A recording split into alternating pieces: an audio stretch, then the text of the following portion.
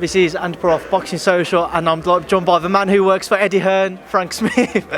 Frank, out here in Miami, how are you doing? I'm good. There's a reason behind that story, because when I arrived at reception last night, there's someone who works here from Swansea, right? And she went, "Are you guys with the boxing group?" And I was like, "Yeah." "You with that Eddie Hearn from Young Kings TV, the mean guy?" I was like, "Yeah, that guy, yeah." He's like, "Yeah, I love him. He's hilarious. Me and my mates love that meme page. He's more look, he's taken over the world in Miami, Swansea to Miami." He's getting a bigger recognition for his work. Well, I say his work but everything with No Context Hearn and now Young Kings TV than he does for his boxing work. Yeah, no, he is. It's a different audience though. You know, it is hilarious though. But it's not even just No Context Hearn, it's all the other pages now take it, to be honest. So every time morning when you wake up now, as if I didn't see enough of the guy, all these funny pages have got him on there as well. So, are there any meme pages about Frank Smith we should know about? There was a No Context tank. I will be honest, it didn't really fucking pick up. It didn't take off. Moving away from all the meme pages, how you doing, Frank? Obviously, we just started off for New Year's, what was it, 25th or 26th or something today. What did you get up to over the festive period? I actually went to Bali for 3 weeks. I escaped, so flew out there a couple of days before Christmas. It was nice because it's the only time of the year where no one wants to talk to you. So went out there, chilled, and came back. Got back to London middle of January. Spent a few days back in the office in the UK, and then straight out to the US to the New York office. So it's good to be back. It's nice to have a bit of a break and then come back to this madhouse. Just talking about that break, we experienced it, especially towards the back end of last year, constant travelling for different shows across the UK and across to America, etc., and obviously Saudi. What's it like for yourself, though? For as tired as we may say we were, but for you guys who are non-stop, you're on basically a different flight every other week. How do you kind of cope with that and the mental challenges that can offer to you with trying to do your job? You have to be a bit mental, to be honest, to do it. Now, I put out a thing before Christmas. We did 44 shows last year, including our co-promotions in 7 different countries. I got on about 90 flights, had about 210 days out of the country, 280 days in hotels. So it's, but at the same time, we're so lucky to do something that gets us, don't get me wrong, we go to some places that aren't as nice, but walking out this morning onto the beach here in Miami, we're so lucky to do a job that takes us around the world, and we get to see some amazing things. So at the same time as there's stresses and pressures like that, this all takes away from it. It's not a proper job. What's been the best place you've been to, or where's been the best place you've been to?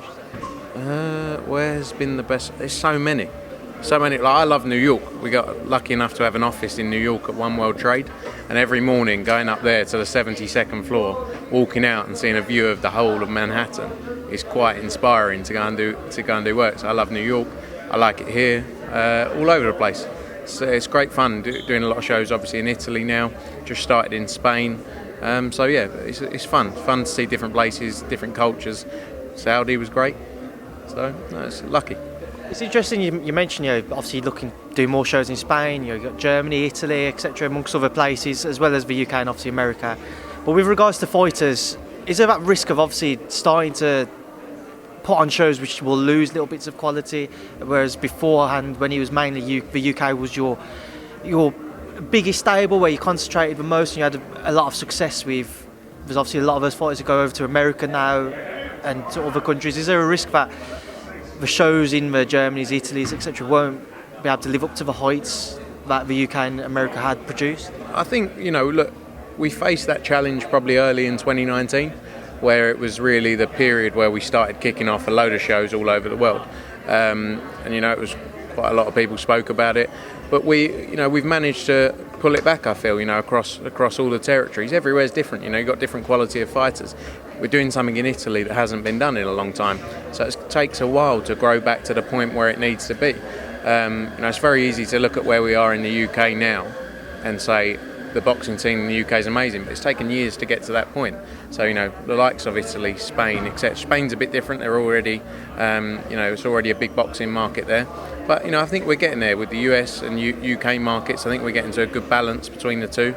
and it's working well. We've got some great shows coming in the UK, and our job is always just to keep the quality up and stay consistent with it, and that's what we keep pushing. And as I say before, not getting complacent with what we're doing. We want to ensure we deliver the highest quality shows throughout the year around the world, and we want to keep growing that until we do 100 shows a year in 20, 30 different countries. What's your thoughts with regards to the plans for Europe, away from obviously England, or the UK in general? What's your thoughts with the Italy's, the Germany's, the Spain's, as we mentioned, amongst other countries? What are the plans for those countries? Yeah, it's going really well. Italy, as I said, we started in November 2018. They hadn't really had anything like we were doing there in a long time. So we have to build up the quality. It's going to be interesting to see some Italian boxers coming out of the Olympics as well. So the Olympics for all of these markets now. So yeah, that's going really well. The zone are happy there. Spain, as I say, has already got a bit more of a mature boxing market, and we're going into there doing a few more shows this year. So that's very exciting. And other places, Germany is a big one. We're looking at very closely to do something in. So yeah, I think it's exciting for us as a business as we expand. France, another territory we're looking at. So as we expand as a business, it's exciting to look at all these new markets and keep developing. Again, you just mentioned the Olympics. Obviously, they're coming in the summer now. Once that's over, a lot of those guys will look to turn into the professional ranks. I know a few guys who box for GB and who should be going to the Olympics, touch wood. When does exactly the process begin for you to start having conversations with those guys? I know a few of them have said they've had little talks and that already, but when do things kind of pick up, and when do you initially have the discussions to try and put things in place for their professional career? I think they have to be so focused on what they've got with the Olympics, such a big part of their career. So a lot of those fighters, they are focused on their amateur career, getting into the Olympics, hopefully medaling. And then after that, there's no rush. A lot of these guys are very young and have got a long time to develop and build as pros. So, we'll look very closely. And that's where our business has changed as well. We're not just focused on the UK now.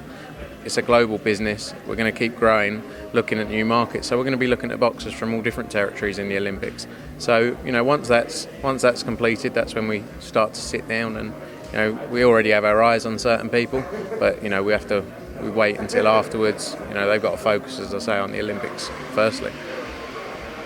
To move away from that and obviously onto the reason we are here in Miami, a brilliant card lined up for, I was going to say Saturday night, but it's obviously Thursday night, Thursday night. Start off with Demetrius Andrade, obviously defending his WBO world title against Luke Keeler. Just talking about that fight and the decision behind making it. Yeah, Luke Keeler very high up in the WBO rankings. He had a good win earlier in the year. I think it was on the Falls Park show in August. He's come a long way. I think he's been quite open. He's really improved over the years. Actually, just sitting over there, looks in great shape. Just caught up with him now. I think it's a good fight for Demetrius Andrade. Andrade back. He's had some very good wins. I think now's the time where he's really got to prove himself and have some real sort of star performances now. He's got to get those big fights, he's got to go out there and get some big wins in stunning fashion. So I think that's going to be an interesting fight on the card. Stacked top to bottom, you've got Tevin Farmer against Jojo Diaz, which has had a lot of talk. Great fight. You've obviously got Daniel Roman against Akhmadaliev, which again, that is going to be a brutal war. I can see it coming. Jake Paul, Anderson Gibb, which has divided opinions, as Jake Paul's brother did in his previous fight, but it's big for the show in terms of numbers, and a great card under that as well. So it's very exciting. Looking forward to a great night on Thursday. Just on Andrade, obviously there's been it's come out that Eddie's made an offer to Charlo to try and make the fight after Thursday night, provided Demetrius is successful. What are your thoughts with regards to private messaging fighters that aren't in your own stable? Because I know in the past people have come out and kind of slated it and said it should be going through promoters, etc., instead of going direct to the fighters. What's your thoughts on it? Obviously, if a fighter doesn't have a promoter, then you need to go the route to make a fight happen. I'm sure a lot of, everything has to be done the right way, but a lot of fighters out there don't have a promoter. So I can't see what the problem is. Can you? I can understand why people would say, obviously if someone's with a promoter then there's certain ways to go about it, but I'm not involved in the contract side of things. I'm not sure where the DM things come from. I don't know, is that what you said? Yeah, Eddie said that he messaged him on Instagram, I think, privately. So. Sliding in his DMs. A lot of the time as well, though, it's just in interviews that things come out as well. Because not all the time promoters don't always tell fighters the opportunities out there. Whereas really they should have the best interests of the fighter. You know, like if we get offered something that's huge for one of our fighters, but it's not on our show, but it makes sense, then we have to do it. So the fighters deserve to know. Unfortunately, that doesn't always happen. What's the limit with that, though? You know, obviously you guys promote Anthony Joshua, you got Deontay Wilder with PBC, and Tyson Fury with Frank, and Bob Arum with Top Rank. Where does kind of the line stop? Because if you're promoting one in this case in the heavyweights, because it's the biggest division, etc. You know, where does the line stop where you say we can't really afford to allow him to box on another channel when you could take away from your own possible reach? I think it has to, as I say, these guys. They're the guys getting in the ring, who, you know, every time they get in the ring, they take a risk, and they deserve to make as much money as possible. I believe. So if there's an opportunity that's better than one we have, or one we can deliver, unless there's a plan where you say, do you know what, we're going to do this, build you up to here, and this is the end goal, then it's different. But if there's an opportunity arises that you think you can win, or you think it's just a great opportunity for your career, then we're always up for doing that. You know, we won't stand in the way of what a fighter wants to do, because, as I say, you have to have the best interest of them. We'll move back on to the heavyweights in a bit, but just to stick with Miami, obviously you touched on Tevin Farmer, Jojo Diaz, expected to be a great fight, obviously a lot of talk in the build-up. If Tevin was successful, once again, where does the land lie with him? He's obviously defended his title now 5 or 6 times. When can we expect to see manoeuvres towards possibly unifying, or will he give up his title, move up? You know, what's the future plan with him? Yeah, I think we've tried many a times to make unification fights. Unfortunately, it hasn't come through. But you know, these are things over time that hopefully we can make happen. Again, that's another thing. If an opportunity arises for some of these fighters on other platforms to unify, and it's better for them to do it elsewhere, then we'll never stand in the way. You know, but we've just. You know, we're going to keep working. We've done a lot with Tevin. I think he's been one of the most active world champions out there. I think we've done a great job together. Kept him busy and you know helped build his name. So hopefully we can make something happen after this. A big fight for him. But this is a great fight as well. You can't look past Jojo Diaz. I was going to say this weekend, but this Thursday. And then obviously you got the YouTube fight, Jake Paul versus Anderson Gibb. Obviously, we're going to see a lot more of this now. How far does the crossover kind of go with people working in different industries? How far can we expect it to go, and what more can we expect to see? I think, look, if it makes sense in terms of they're both they have to be the same weight, they have to be of a similar level of skill. You know, we're not going to do something with 2 guys who completely are on a different level to each other. We have to be very careful as well with it, I think, as we go along, you know, and weigh up the numbers and the gains of it, and bringing a new audience to the sport, with also keeping our side of quality events and quality fight. You know, we're boxing promoters. We're not into YouTube or anything like that. But it's changing. I think the world's changing, and we have to follow that at the same time. I think it can be made more regular. I sort of think what would be good is, you know, taking some of these guys like your Logan Paul, KSI, whoever it is, and saying, rather than, because you can't always find matchups between the 2 of them. That's going to be the truth as you go along, between 2 either YouTube stars or celebrities or social media sensations, whatever you want to call it. You're never always going to find 2 perfect matches.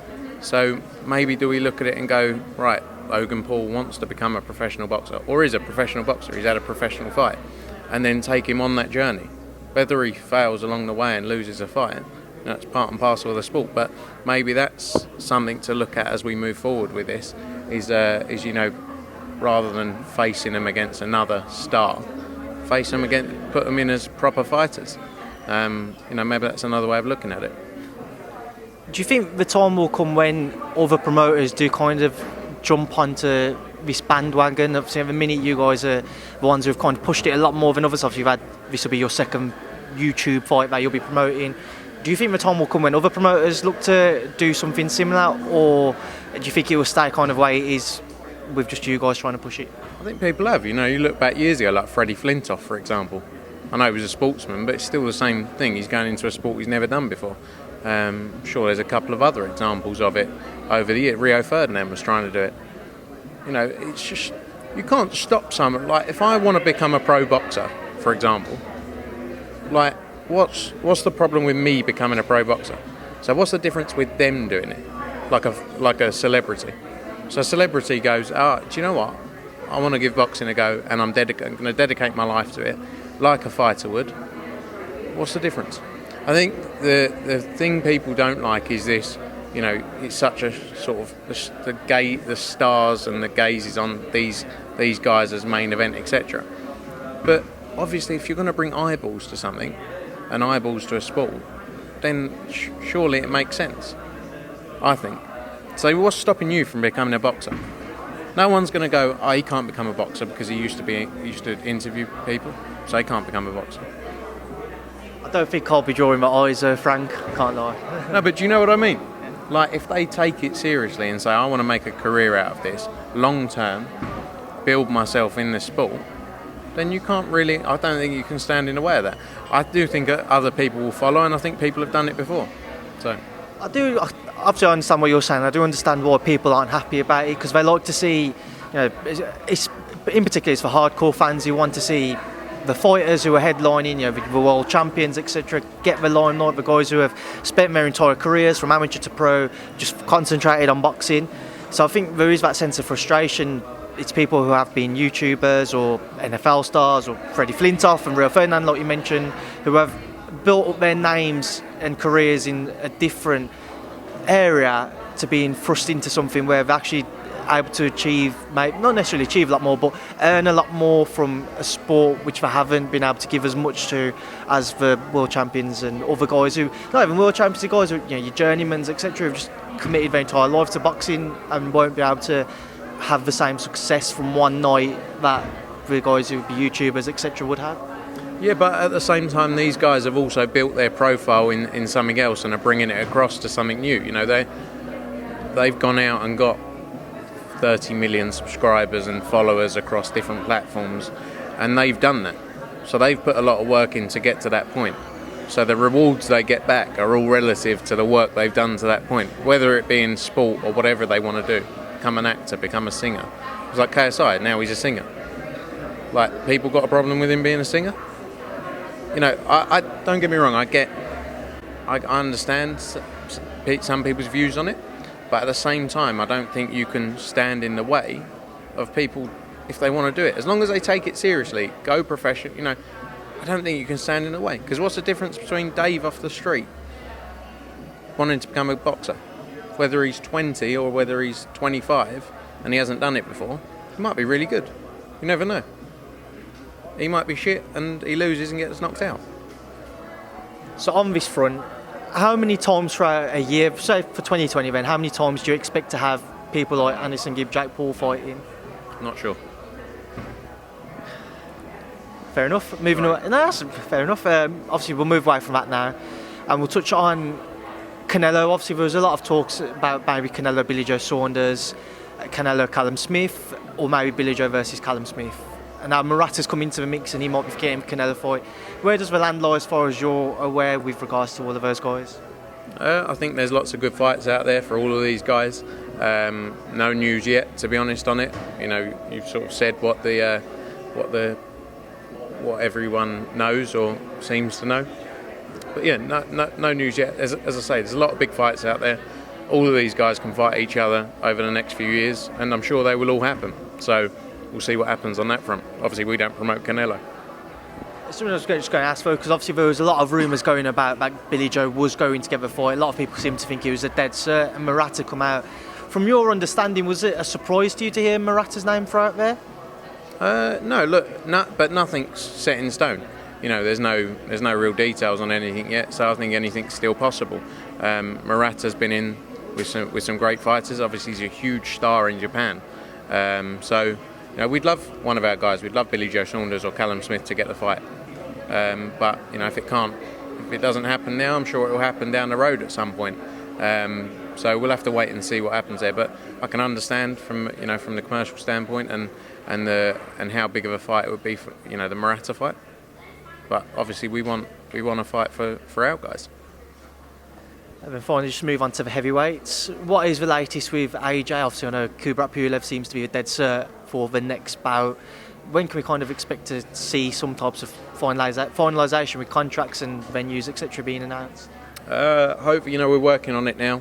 Working on a few things as we speak. I think in the next couple of weeks you'll see some more news on it. And it's another great fight. AJ. It's a big year for AJ. You've obviously got this, and then hopefully we can make a fight with one of the two other big names. Do you think that's a realistic possibility? I was about to ask. Obviously, when you say the other two big names, I think people will kind of suggest Deontay Wilder, Tyson Fury both face each other in February. But is it realistic that we won't see AJ possibly face one of those two until 2021? It'd be probably late 2021 because Dillian Whyte has his mandatory position as well, which is supposed to be fulfilled in February 21 as well. So if AJ defeats Pulev, if that was to be next, he has to do it for the lineal belt, that lineal title. Could do. But obviously, if AJ was to face Pulev next, beat him, then he's got to obviously defend his WBO title, probably against Usyk. Then you've got Dillian, who will have to face whoever's got the WBC title. Then you'll be back end of 2021 till possibly an undisputed fight if all the belts are still together. When all of the talks first began about possibly AJ Wilder or AJ Fury, etc., did you actually envisage from probably early 2018 that it would probably be 2021, if not even later, till we could actually see that fight? I think there's so many changes in boxing week by week that it's so difficult to try and say what's going to happen tomorrow, let alone in 6 months, a year, 18 months' time. Everyone wants to make the biggest fights out there. Everyone wants to, we for sure want to make the undisputed fight. So hopefully we can make that happen. If not, then again, it's another thing that will happen in time. It's just, what time does it happen? They're supposed to have Fury and Wilder, I think, supposed to have another rematch, a third fight after this one. So when's that going to be? I don't know, February probably. It's going to be September. It's not very good for pay-per-view in the middle of the, in July, August. So yeah, probably September time. So yeah, but look, lots can change. One of them might go out there, knock the other out, and the other one goes, I don't really fancy it, now I'm going to retire. And then it opens the door for it to happen. In your opinion, what fight's bigger for AJ? If you could pick now a winner of Wilder Fury, who would you pick that would mean it would be a bigger fight for AJ if obviously there was to meet? I'd quite like Fury to win as a Brit, but if you're talking about global appeal of an event and a fight, I think a British heavyweight champion against an American heavyweight champion for the undisputed titles is going to be bigger, just naturally, than two Brits. Don't get me wrong, Joshua against Fury is still a mega fight. I think, but like I say, from a global scale, whether you look at number of eyeballs in the US, for example, that would be bigger for Joshua Wilder than it would be for Joshua Fury. But I think it's a very close fight between the two of them. Let's see what happens and go from there. Obviously, I saw a little bit of Eddie's interview with IFL the other day where he said if AJ Fury was to happen, there's a very good chance it would happen in maybe a Saudi or Qatar, etc., because there's big pots of money out there which those countries want to throw into tourism and try and attract new people to go and visit those places. From a British perspective, do you understand fans' frustration if there wasn't to see AJ Fury in the UK? Yes, but it comes back to the point of these guys get in the ring and literally put everything on the line to go in there, have a fight for people's entertainment. So just like anything else in life, if someone said to you, you can go to Timbuktu and earn 20 times the money, would you do it? Or would you just go stay at home because you made everyone else happy? It's tough. But it's like anyone's. If that was anyone, if someone said to me, just move 7 million miles down the road, mate, and they'll give you 1 million times the money you earn at the minute, I'd run there. take me a while, but but that's the truth of it. It's like anything, and also they have very short careers, fighters, that can be over like that. So yes, they have to. Unfortunately, people don't like to hear about money, but they have to maximise their earnings, and you can't argue with that. Of course, if you were trying to keep everyone happy, you'd say do it in the UK, but you're never going to please everyone. And we showed with doing the Saudi event, which did huge numbers in the US, broke revenue records in the UK, that people were still interested, people will still watch. It's not taking it away from anyone. You can still watch it. You can still come. But it's always going to be very difficult to keep everyone happy. But that's the truth of it. If you're offered an opportunity which makes more sense for yourself, you have to think about yourself. I think as well. Just a couple more quick things, Frank, before I do let you shoot off. Obviously, that's nice. It makes a change to have somebody not in a rush to leave me. Obviously, your better half, Emily Eubank, is the sister. She's here somewhere, but I'm sure we can find something. I'm sure we can find her a job. Stayed at home, and she could have done the second camera. She'd probably do a better job than us two, to be fair. But obviously, it's your better half, who's your brother. Had his house burgled. We saw over social media. Her brother, had a house burgled over social media. Yeah. What was your what was your thoughts on the entire situation? Obviously, Chris Eubank Jr. coming out and posting a video over social media of what was taken, what wasn't taken. What's kind of happened there? I don't know. I've been in New York, so I only saw it on video, and then I spoke to her about it. Yeah, it's mad, isn't it? It's quite scary, really. I mean, lucky he wasn't in. Would have been a great tear-up. But yeah, I saw the video of him going around the house, finding the watch. Didn't even know he had that watch. Might have to try and borrow it. But yeah, it's a bit worrying, really, that people are still breaking into houses, nicking stuff. I don't know too much about it, to be honest. I've only seen as much as you have. I haven't got him on my message. I don't talk to him not every day. And then finally, Frank, as we are in Miami, it's Super Bowl weekend coming up next week. You going to be staying out here to watch it? Yeah, I'm going to the Super Bowl. I love me a bit of American football. Do you understand it? Yeah, I went. I've been to two other games. I went to one at Wembley and I went to the Super Bowl in San Francisco. And I will say it was the best day out I've ever had. The halftime show is outrageous. The game's great. I will be honest, I didn't understand all of it while I was watching it. But you slowly, after a while, get the gist of it. Trying to get the ball to the other end of the pitch, kind of like football. Well, Frank, no, we're not. We're flying home on Friday. You're not going to try and get some interviews with some NFL superstars? I mean, if you could help us arrange that, Frank, then we'd be more than happy to. But I'll try my best. Why don't you leave a camera and I'll give it to Emily, and that's what she can do for the last 4 days. She said to me while I was in Bali, she said, I'm not coming away with you anymore to shows because I've got to focus on stuff like working. I went, yeah, completely agree with you.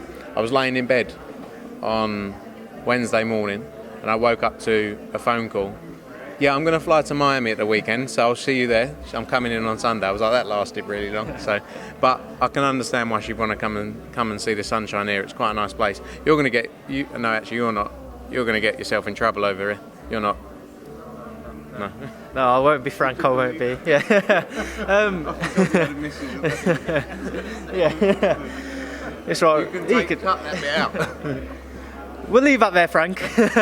Frank, it's been a pleasure. It's been a pleasure as always. Good to catch up with you. I'm sure we'll speak to you for the rest of this week. Enjoy your time in Miami. Enjoy the Super Bowl, and we'll speak to you soon. Thanks for speaking to myself, Boxing Social. Thanks very much. Great to see you.